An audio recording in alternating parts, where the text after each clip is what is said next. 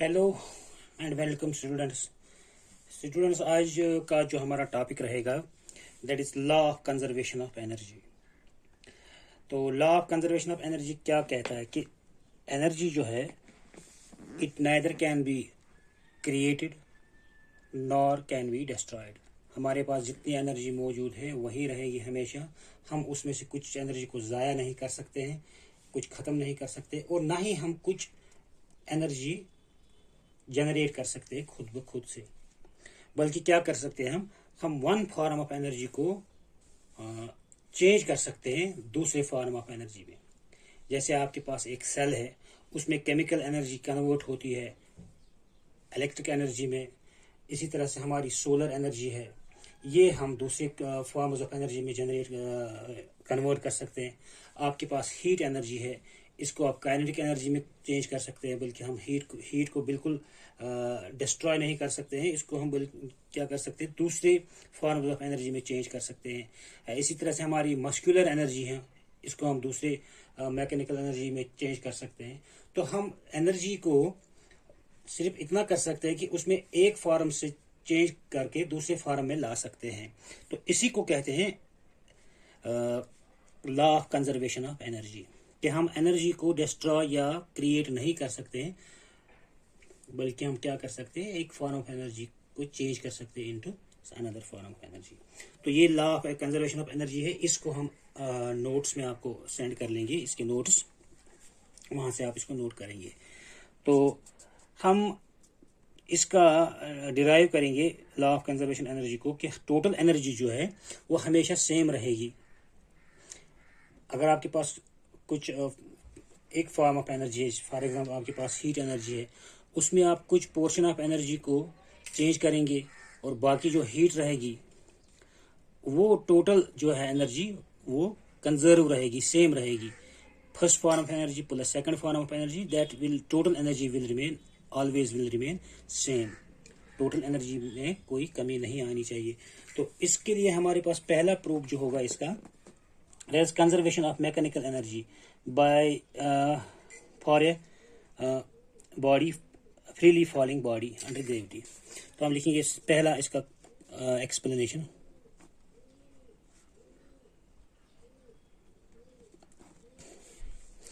ठीक, सपोज हमारे पास है एक बॉडी, ये हमारी ग्राउंड लेवल है, और इस बॉडी को हमने ग्राउंड से उठा के यहाँ तक ले आए हैं, इस पॉइंट तक, पॉइंट ए तक।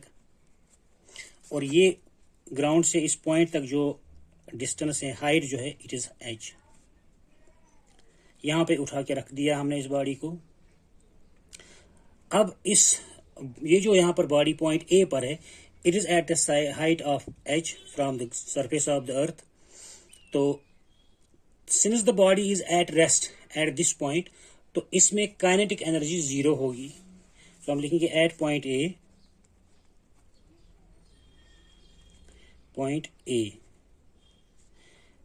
Kinetic energy is equal to 0, क्योंकि ये बॉडी रेस्ट में। काइनेटिक एनर्जी किसके बराबर होती है, 1/2 mv²। तो मास तो है लेकिन वेलोसिटी 0 है, इसलिए ये टोटल काइनेटिक एनर्जी 0 बन जाती है। अब पोटेंशियल एनर्जी देखते हैं। पोटेंशियल एनर्जी किसके बराबर होती है, mgh। m इसका बॉडी है, बॉडी का मास है m, acceleration due to gravity g, और हाइट है h। तो पोटेंशियल एनर्जी कितनी है इसकी, m g और h के दरमियान, जितना इसके दरमियान इस पर पोटेंशियल एनर्जी है। टोटल एनर्जी कितनी हो गई,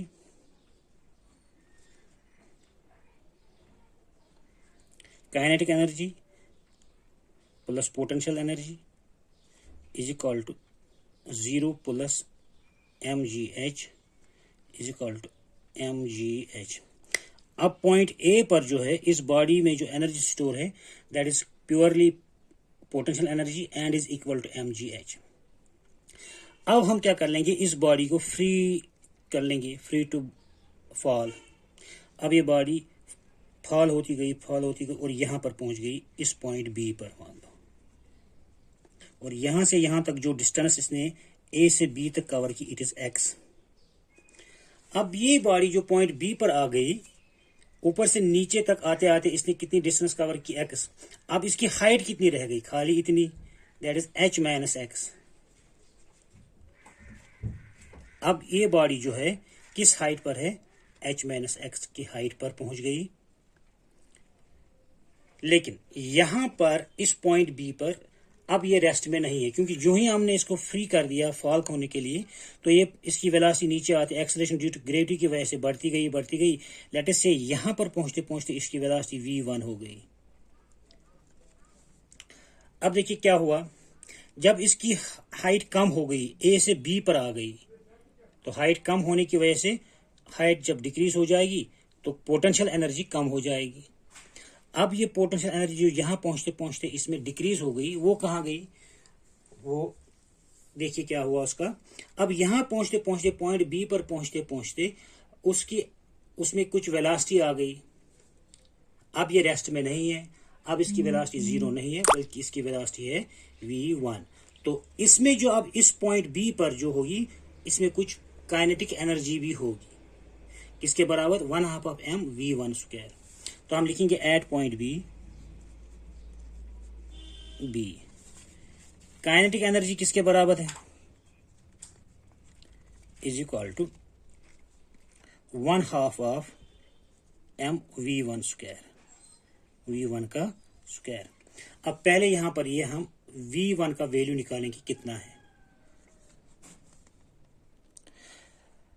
अब देखिए ऊपर से नीचे आते आते इसकी वेलोसिटी जो बढ़ गई v1 तक, और ऊपर से नीचे a पॉइंट से b पॉइंट तक इसने कितना डिस्टेंस कवर किया। तो distance covered from a to b is equal to x। तो हमारे पास एक इक्वेशन है v square minus u square is equal to 2as, v square minus u square is equal to 2as। अब इसमें हम जो बॉडी जब ऊपर से नीचे आ गई, उसकी वेलोसिटी कितनी थी, final velocity v1 square minus u1, u उसका कितना था, वो रेस्ट से नीचे आ गई, तो इनिशियल वेलोसिटी उसकी 0 थी, that is equal to 2 into A. Acceleration कितनी थी, it was falling with the acceleration due to gravity, that is g, और डिस्टेंस कितनी कवर की, दैट इज x। तो यहां पर लिखेंगे v1 square is equal to 2gx। तो अब पॉइंट बी तक पहुंचते पहुंचते इसकी वेलोसिटी आ गई 2 into G into X, that is जितनी इसने ऊपर से नीचे तक डिस्टेंस कवर की वो है x। तो काइनेटिक एनर्जी किसके बराबर थी, kinetic energy at point B kinetic energy is equal to 1/2 m v square किसके बराबर है, 2gx। तो ये 2 और 2 cancel, so at point B kinetic energy, total kinetic energy is equal to m into G into X, mgx। ये point B पर इसकी kinetic energy हो गई। अब इसी पॉइंट बी पर इसकी पोटेंशियल एनर्जी कितनी होगी। अब potential energy at point B, potential energy at point B, P is equal to mgh, so is equal to m, भी वही है, m तो वही है, g भी वही है, g में कोई फर्क नहीं आएगा, लेकिन h अब इसका ये नहीं रहा। h देखिए ये यहाँ पर पहुंच गया पॉइंट बी पर। अब h इसका ये जो हाइट इसकी है वो इस h के बराबर नहीं, बल्कि h माइनस एक्स रहा। यहाँ से यहाँ तक इतना, यहाँ से यहाँ तक x है, सॉरी h है, ये वापस आ गई x डिस्टेंस, तो ये यहाँ से यहाँ तक कितना रह गया अब h माइनस एक्स। तो हम इसकी हाइट के बदले लिखेंगे h माइनस एक्स, mgh के बदले h minus x. So potential energy is equal to mg into h minus mg into x. तो kinetic energy at point B is equal to mgx, और potential energy in at point B is equal to mgh minus mgx। Total energy is equal to kinetic energy plus potential energy, so is equal to kinetic energy आ गई at point पर mgx plus potential energy आ गई mgh minus mgx, so plus mgx और minus mgx cancel, तो total energy is equal to mgh। वही energy, total energy mgh कहां पर थी? जब ये बॉडी पॉइंट ए पर थी, वहां पर भी टोटल एनर्जी थी कितनी? mgh। अब ये पॉइंट बी पर पहुंच गई, वहां पर भी टोटल एनर्जी आ गई mgh, लेकिन पॉइंट बी पर ये एनर्जी दो फॉर्म्स में है, एक पोटेंशियल एनर्जी, दूसरा काइनेटिक एनर्जी, लेकिन टोटल एनर्जी फिर वही आ गया mgh के बराबर। अब देखिए, अब अगर यही बॉडी नीचे ग्राउंड पे आ जाती है, मान लीजिए यहां पर पॉइंट ए पर थी ये बॉडी, फिर यहां पर ग्राउंड था, ये नीचे आ गई ग्राउंड पर। अब यहां से यहां तक इसने जो डिस्टेंस कवर की ए से बी तक, वो कवर की h, ऊपर से नीचे आते आते h हाइट, ये हाइट पर थी h पर, तो अब ये नीचे आ गई, कितनी डिस्टेंस कवर की? h। ठीक, अब ये जो जब ग्राउंड पे पहुंच गई बॉडी, तो अब ये कितनी हाइट पर है? इसकी हाइट है अब 0, तो इसमें पोटेंशियल एनर्जी होगी 0। इसमें जो पोटेंशियल एनर्जी होगी वो, इसमें पोटेंशियल एनर्जी 0 होगी जब ये ग्राउंड पे पहुंच जाएगी, क्योंकि हाइट यहां पर 0 है। अब जरा देखते हैं कि इसकी काइनेटिक एनर्जी क्या होगी एट पॉइंट सी। मान लीजिए ये पॉइंट सी पर, पॉइंट सी पे kinetic energy at point C हम लिखेंगे at C, kinetic energy is equal to 1/2 of mv2 square. यहां पर पहुंचते पहुंचते इसकी वेलोसिटी जो हो गई, for example it is v2। अब v2 निकालेंगे इसी फॉर्मूले से, v square minus u square is equal to 2as, that is v square किसके बराबर होगा? अब अगेन इसकी वेलोसिटी हो गई 0, क्योंकि ऊपर से आ गई, ऊपर ये पहले रेस्ट में थी, तो रेस्ट से आ गई नीचे कितनी डिस्टेंस की? h। अब ये इसने डिस्टेंस जो कवर की x के बदले h कवर की, तो हम लिखेंगे यहाँ पर v square is equal to v2 square is equal to, now v2 square is equal to u हो गया 0 प्लस 2as, 2a कितना है? gs कितना है? यहां से यहां तक जितनी इसने डिस्टेंस कवर की, दैट इज h के बराबर, सो 2gh। तो v स्क्वायर कितने आ गया? v2 square is equal to 2gh। अब kinetic energy is equal to 1/2 of m 2g और h, 2 और 2 कैंसिल, ये हो गया mgh। तो काइनेटिक एनर्जी कहां पर? ग्राउंड पर mgh के बराबर है। पोटेंशियल एनर्जी कितनी है ग्राउंड पर? 0। तो टोटल एनर्जी कितनी होगी? Total energy is equal to kinetic energy plus potential energy is equal to kinetic energy is equal to mgh plus potential energy is equal to 0 is equal to mgh। अब देखिए, ये तीनों positions पे आपने देखा जो टोटल एनर्जी है वो mgh के बराबर।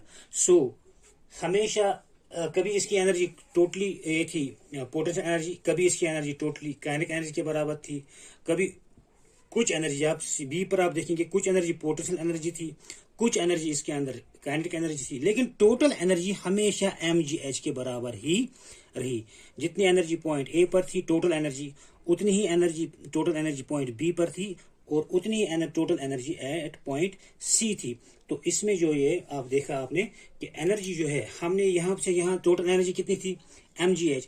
फिर यही एनर्जी यहां पर चेंज हो गई, कुछ एनर्जी इसमें, कुछ part of the mgh change हो गया काइनेटिक एनर्जी में, और कुछ रह गया पोटेंशियल एनर्जी में, लेकिन टोटल एनर्जी जो है वो इक्वल रही, सेम रही, उसमें कोई फर्क नहीं आया। जितना यहां पर था टोटल एनर्जी, उतना ही यहां पर था टोटल एनर्जी, उतना ही यहां पर था total energy. So we can say that energy is can be transformed from from one form to another form। तो इसी को कहते हैं law of conservation of energy. तो बाकी सब अगले वीडियो में, तब तक के लिए खुदा हाफिज।